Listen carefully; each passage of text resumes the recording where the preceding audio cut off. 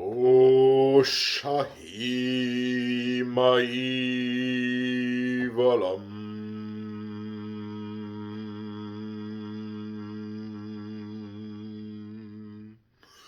Barametram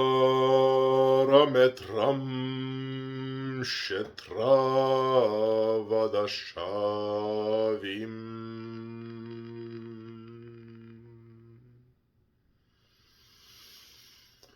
Welcome to this video on the Zenware channel. My name is Sri Satguru Buddha Rawa Bhagwan. Today's video we will talk about the difference between different types of spiritual practitioners. Okay, and since we are on this subject recently, inspired by one of the listeners of the channel to talk about the Yanomami people. So in today's video, we'll talk a little bit about what the Yanomami people hope for in their generations that come. So the Yanomami people were built in a story of war, a story where they were created as violent beings.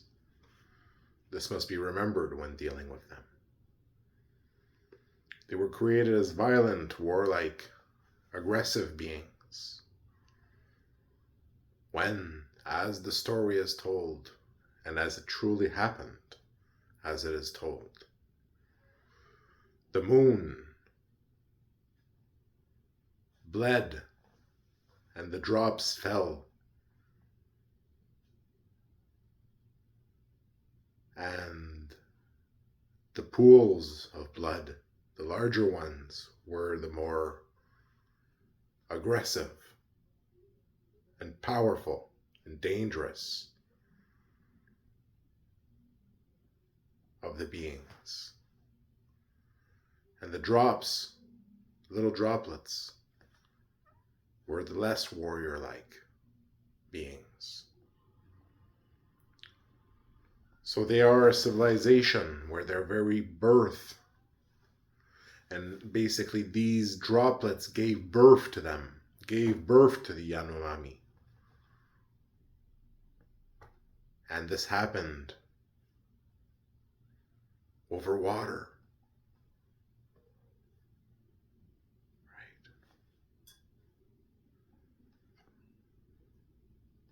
Right? And all around there was forest. There was, when the moon bled, all the spirits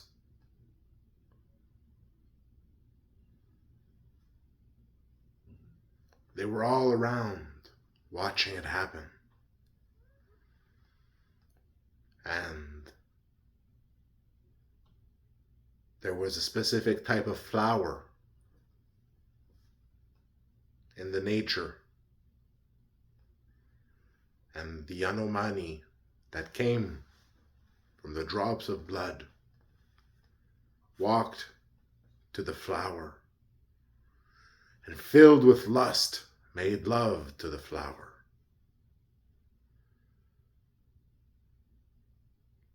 And this is how the first Yanomami came to be and replicated with nature itself.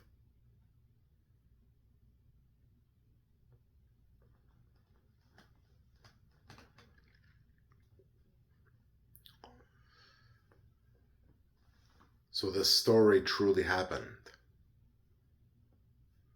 And the moon was just very low, and it bled this blood onto the earth by the water.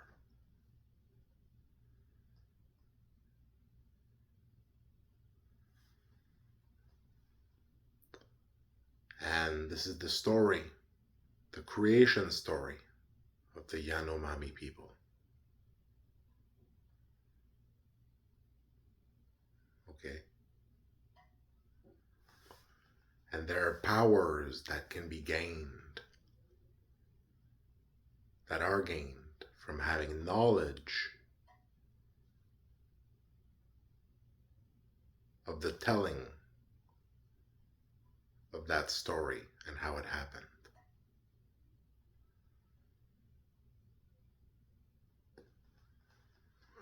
So the Yanomami people were created by God as the perfect warrior people.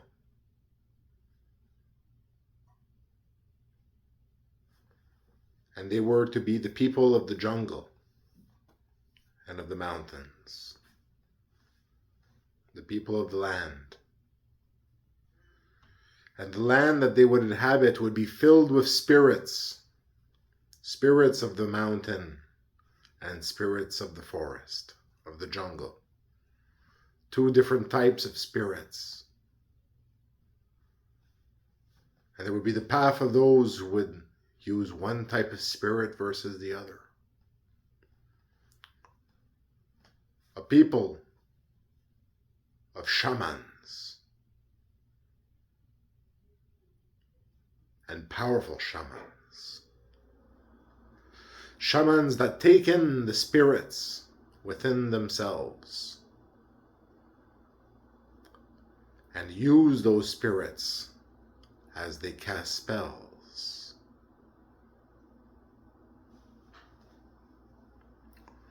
So they are connected to the land, the shamans. And different, we'll call them residential units, where a group or a family unit of Yanomami people live together. Maybe in the jungle or something in the Amazon. Well, the shamans are in the society, and the shamans protect the society, do the healing in the society, protect the society, and also go to war with the society.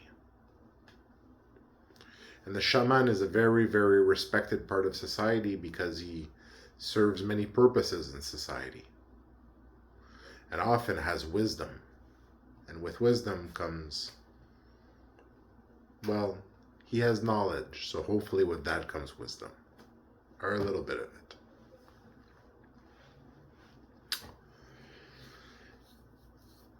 So the shamans in the society, they fight other shamans, so other groups, do other things. And they cast spells at each other. And they take snuff, which allows them to concentrate and get into a specific mode where they can cast spells. Okay, concentrate their mind and connect in specific ways to the systems in a way that is easy from there to cast spells. That's what it does. Okay, and they get the snuff from a tree called the Tree of Power, which allows you to go to war spiritually in that way with spiritual abilities, with sight and purpose and effect. So they do this. Now, what is even more valuable in a society where people wage war physically, yes, regularly, but also spiritually and in a very effective way? Well, then the more powerful your shaman is, the more effective you are, right? The more you can cause misery and suffering on the others and punishment, right? The more effective your shaman is. So there are different types of shaman. Okay, there's the shamans who bring in the spirits inside themselves. And in another branch of the tradition, there's the shamans who bring a spirit into an object, like a little statuette. And then they can carry many of these, for example, in a bag if they have multiple of them. But what happens is usually in the tradition of the spirits that come inside, the shaman gets the initiation from another shaman usually. And the shaman initiates the new shaman into the new spirits, into the spirits of of that lineage, you know, the spirits that they have within them. So they do all the processes of showing the spirits and all these different things in the manifestation. And what they do is they duplicate the spirit within them into the new shaman, right? By putting the objects, the things that represent the different spirits on the practitioner, by putting inside the practitioner, and that's why they weaken him before, right? Before the practice as well, you know, with like fasting and things like that and all these different things, so that his resistances are lowered, so that it's easy for them to put in all the spirits of their tradition of shamans inside the new shaman, right? And then the new shaman has those spirits within them and has to learn how to deal with them, right? So there's different types of shamans. There's the shamans, once again, with the statuettes, right? Putting the spirits inside the statuettes and holding them within there, you know. And there's different approaches to that. You know, some people are against that because that's a way of capturing the spirit in a way and confining it to the statuette and carrying it with you, you know. So you also want to make sure that if you do that, you have a certain accord with it, right? To do that, and there's all the dilemmas within that. Then there's the other thought that if you bring them within yourself, then you're exposing yourself to a whole range of problems, you know, because now you've got the spirits within you and you've got a whole range of problems that you've got to deal with, you know. So different philosophies on how to manage using spirit work and using spirits. So they use spirits, and they have the spirits of the land, which are very, very, very present and powerful in the land of the Amazon and the mountains around there. They actually have spirits of the land, okay? And these spirits go by different names, but one of the names very simply is the Xiri, right? The spirits of the land. And they are the spirits of all the possibilities of life and existence within that land. The core possibilities and spirits of that life and existence within the story, right? So they are the spirits of the land, which occupy the land, right? So as long as the land is alive, the spirits will occupy the land. And so the spirits are there and can be interacted with by and can be accessed by the shaman. So literally, you know, the shaman has an experience when they have their experience of seeing the Xiri, the spirits, where the shaman experiences seeing two shields come down, right? There can be multiple shields, right? So the shields come down from the sky and in front of him, and then he looks at the shields, and on the shields, which look like mirrors, you know, there's different, they're like silver reflective, but they're called shields. And then on the shields, right, you have all the spirits on it, all dressed in furs and blue and different colors, and blue, you know, blue's a common one. And then, you know, with all their furs and all these little outfits and all these things, and they're all doing their things and interacting with one another on there and playing around and doing all these things. And some of them are trying to get your attention, right? They're like, hey, look at me, choose me, choose me, choose me. You know, and then karmically you can have some links with some spirits, right? And re-encounter them. So there's a whole practice with the spirits, right? And the spirits, how does it work? The abilities with the spirits. Well, once you have the spirits within you, you can get them to do things, right? And they can do things, and what you get them to do will have an effect physically, right? So you get the spirits to do things, and they'll do things physically for you, you know. And it doesn't really matter where, essentially, but you know, they'll do things for you. So that's basic And then you can basically take your spirit. Let's say you have a couple of spirits. You can get a spirit and you can send them on missions. Go do this to the other tribe. Go do this to the other group over there, you know? Then the spirit leaves, goes to do something, then comes back after. And then you can send them on another mission when they come back, right? So that's their way. That's one way of doing it, right? Now there's different shamans of different power.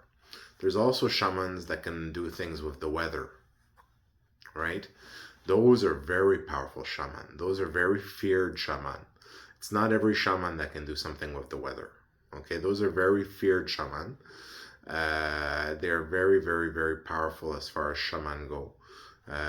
In the Yanomami culture, the ones that can do something with the weather, those are legendary shaman. And when the minute you can play with weather, you're a very, very powerful shaman. And then there's also those are the top levels of shaman. You can really do a lot of damage with weather work and all that stuff. You know, those are feared shaman, the ones who can play with the weather, the storms, storm callers. Those are really, really feared. You know, there's different categories of shamans within the shamans, you know, depending on what they can do. That's what the name is, that's given to them in that way as well. And also the shamans who are the most feared, and this has to be developed, they develop into this, you know, are the ones who are sorcerers, right? So in a Yanomami society, the thing that they want to have the most in their in a newborn, in a new being, is a shaman, yes, but also because the shamans are the warriors, right? In that way, spiritual warriors of the tribe, of the group. But they want to have a sorcerer. Everybody wants a sorcerer, because when you have a sorcerer, now it's no longer a Yanomami shaman that's in play. Okay, as far as power goes, it's a Yanomami shaman sorcerer. Okay, and this is way more powerful. This is way more powerful than a Yanomami shaman. A sorcerer. So that's a specific type of Yanomami shaman that develops into the sorcerer type. And that is the pride of a unit, to have a sorcerer, because they know that their sorcerer can do a lot of damage. You know, the Yanomami sorcerer is very feared, as is the shaman. But the sorcerer, now it gets into another level where the sorcerer can access different levels of the system to work at different levels, where the Yanomami shaman is using his spirits to do things. But the sorcerer has developed to an ability where they're now using their own power to a specific ability as well. So they can access the system in another way. So look at it as a more developed spiritual practitioner, more developed spiritual warrior, right? Because the Yanomami are spiritual beings. So they are the perfect spiritual beings, the perfect spiritual warriors, okay? What's funny about them is that their spirituality is really a one of combat, of war, of conflict, right? They're a warrior and aggressive people. They can barely live together, so they live in small groups, you know, and don't make too big groups because they can barely stand each other. You know, they're very independent, the Yanomami, and they suffer living with each other in a way, you know, and they're very protective of their groups because it's part of the life there in defending yourself. And they use magic to fight, you know. Different shamans have different abilities, power levels, power sets. Some are sending spirits to go do little bad things here and there. Some are actually going for the weather and changing the weather, you know, and hitting with like a hurricane or something like that. Something really bad, you know. So different abilities, the ability sets depending on the power of the shaman, right? And the Yanomami shaman sorcerer is really, really powerful, known as such in the system, a very powerful and effective force, right? Now, there are some forces which are even stronger, right? Of course, and that's the nature of things, you know, it's usually that way where there's always something that's more powerful and stronger. But very, very, very powerful. Multiple levels of multiple stories of creation with the Yanomami. Multiple ones, including cosmic levels of creation stories. So there's a lot going on with the Yanomami. And they are basically the perfect warrior race that was created by God. And they have a warrior, harsh life in the jungle as warriors and survivors and spiritual fighters with advanced spiritual technology. And they use the trees and the power of nature to connect with nature. And they found a tree, which is the power tree, which allows them to wage war spiritually, right? Once you know how to use it. It doesn't work for everybody. It's not just like that where you use it, you know. You have to be, you can't force the spirits to come and see you. They have to want to come and see you. You know, it has to be, you have to be meant for it, right? You have to have that communion, that bond. So the Yanomami, well, that's different types of shaman, okay? Different power sets, power levels, abilities to do things. They can do different types of curses. Some can affect the weather, some can affect bad luck, some can affect, you know, the crops, some can affect different things, right? There's all these different things that can be affected by some can create disease within the people. You know, that's a classic. So it can be a spirit that just came and traveled to your village from the other one and gives you something of disease. And then your shaman has to fight off that spirit when it arrives, you know, in the village, identify it, fight it off, right? And these things are true. These things actually do take place, as this is an ancient people, you know, with a history of living for a long time in these jungles and mountains, and they have quite a history, you know. They even have a history of avatars. Now, they have a limited history of avatars, right? So they see things in different ways. Than, for example, traditional views of the avatar that you encounter, for example, in Hinduism or something like that. So they have a traditional view of the avatar where God himself takes an avatar as a Yanomami shaman once every cycle, every something cycle. Okay, takes an avatar as a Yanomami shaman and walks the land as a shaman, collecting all the spirits, right? Becoming the most powerful shaman, right? The Yanomami shaman, right? So that's a story that they have, right? Of the god, he's known as the shambling shaman, right? The god who comes and visits the Yanomami, right? And he has a weird reception by the Yanomami. You know, he's not really greeted like necessarily like a god, because the Yanomami, they're very proud people, you know, very proud and stand up, you know, stand up to anyone, but with respect.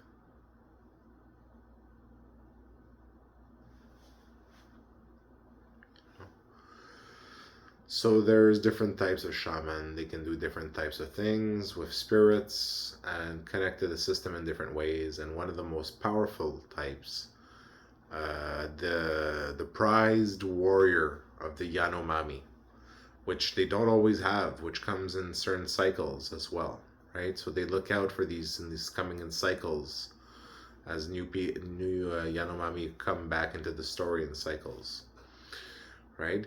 So, you know, they have basically um, the sorcerer, and beware the Yanomami, shaman sorcerer, a very advanced and dangerous, powerful class of spiritual being that uses the power tree, and it comes and gets you from the jungle, if you know what I'm saying. You know, very effective class of spiritual warrior, right? When you class that as far as spiritual warriors go, it's pretty much at the top levels of the spiritual warriors of that culture. You know, the great warriors. Above even the ones that can control the weather. You know, is the ones who are the Yanomami sorcerer, who connect to the power tree, to the systems, because they can control the weather and they can do other different things too. The abilities of the sorcerer. So what are the abilities of the sorcerer? So the sorcerer is one of the class of power beings, right? So there are different types of power beings, and as you enter the class of power beings, the sorcerer is one of the power beings. The shaman is a type of being that, anyone can kind of take that path, although some people might be powerful shamans, but different people can take that path. But the sorcerer, if you're not a sorcerer, you can't do the things of a sorcerer. So the sorcerer is one of the power beings, right? One of the very, very advanced spiritual warriors. And there's different types of sorcerers in different cultures. In some cultures, they're also known as warlocks, right? Different beings of different types, right? Who have different types of abilities, for example. But depending on where they come from, they have their own types, if you want to see it that way. So a Yanomami sorcerer, or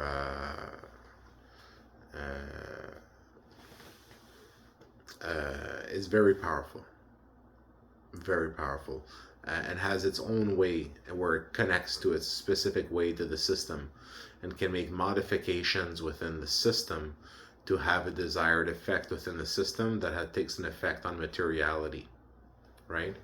So they can do that. And they are not fully powerful within the system. Okay, they can do it to their limited ability as a sorcerer, or to a lesser degree as a shaman, right? Although some shamans are very powerful as well. But the sorcerer can really interact with the system at a level of a sorcerer, which gives a good, powerful interaction with the system where you can do many, many things. So very dangerous in conflicts between different types of spiritual practitioners. A sorcerer is very powerful. You generally do not want to mess with a sorcerer of any culture, and a Yanomami sorcerer is particularly very, very effective, as they are a culture that has retained their techniques and knowledge of different types of warfare at the spiritual level. They've retained it very well. So the Yanomami sorcerer, right. Now, there are other levels of interaction with the system which are higher than the level of a sorcerer, obviously. So the sorcerer interacts in some ways, and there are other ways which are higher in levels, ways of interacting than even a sorcerer. And then you encounter different types of beings, right? So in the tradition of the gods of South America, and the powers, right, that they get essentially in the system. Well, the Yanomami get powers as well if they are a sorcerer, right?